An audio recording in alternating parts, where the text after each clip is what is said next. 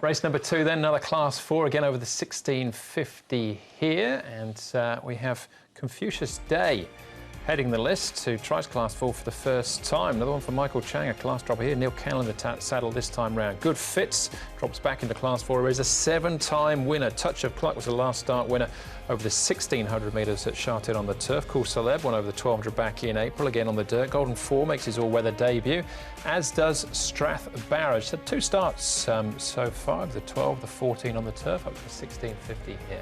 Starlit Night is the horse that's been up at Chung Thong the last month. He came back at the end of May.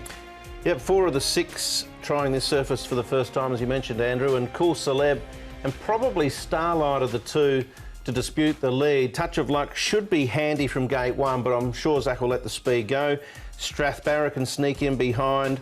Of the others, there doesn't look to be too many pace influences in the race, so they should set into their formation fairly quickly, and a good tempo expected. Yeah, here's the last start winner, which is a Touch of Luck. He's going very nice. He's the one closest to us. He's working with Smart Rocket, but he goes really nicely here, and he's stretches out really well, and he is bred for the surface, being by hard spun, and has trialled well on it.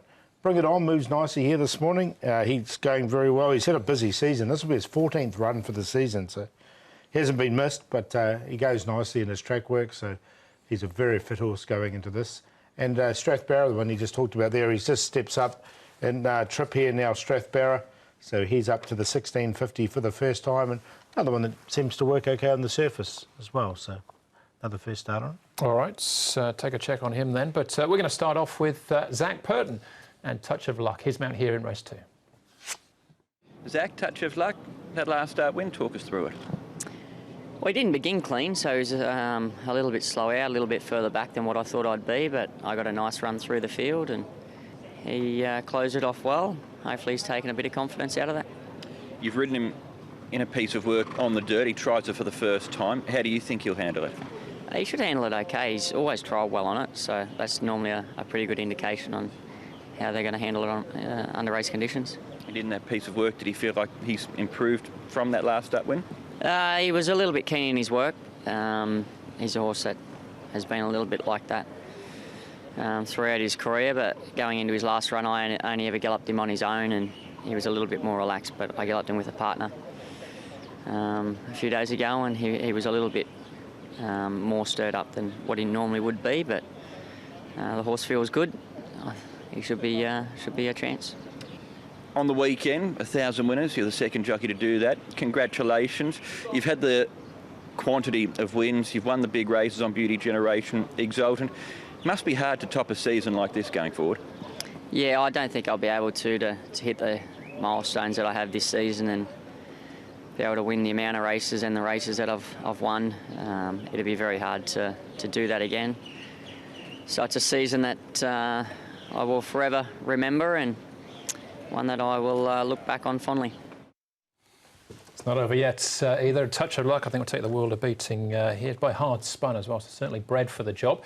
We'll keep moving though. In folding, the next one we're going to have a look at, Vincent Ho for Casper Founds. This is behind one of the 2 wins for General Dino. Yeah, and he really charged on late here. Zach actually rode him on this occasion, and he chased home the all-conquering General Dino, who's been in tip-top form on this surface this season. I reckon he had him cold here, and then the General just said, well, pulled rank basically, didn't he, and fought back to win. But it was a good run from Enfolding, and he's actually drawn slightly better here in barrier number 8, so certainly worth consideration. Yeah, I found a spot for him. I think he's going quite well at the moment, this horse, and Casper Founds has got him ticking over nicely. All right, and Vincent Ho on the weekend brought up his 50th winner as well, so he's flying. Cool Celeb, so winner over the 1,200 metres here. We're going back 2 starts, not for the win. He was runner-up here beyond Grand Harbour. The surface is not going to be an issue for this guy, and he will be up on the speed. It's just whether he can run the 1650 compared to the 1,200. He's by Foxwedge, so he should be able to do it, this horse. And, look, he's going to be out of trouble and on the pace. So, look, I've got him in the numbers. I've got one to beat him, but I still think he'll run well. Yeah, I think he'll run well. I'm not sure how well he'll stick on in the stretch. And obviously we'll have to see how the track's playing. If the back markers are able to get into it, then that's probably against him. All right, one more to have a look at, and that is Starlit Night. Now, this is over the 1650. It's a distance he's won 3 times at, but they've all been at Happy Valley. Yeah, he's never won on this surface, but he's placed on it a couple of times, and we saw the speed map. He's likely to go forward and be in the early firing line.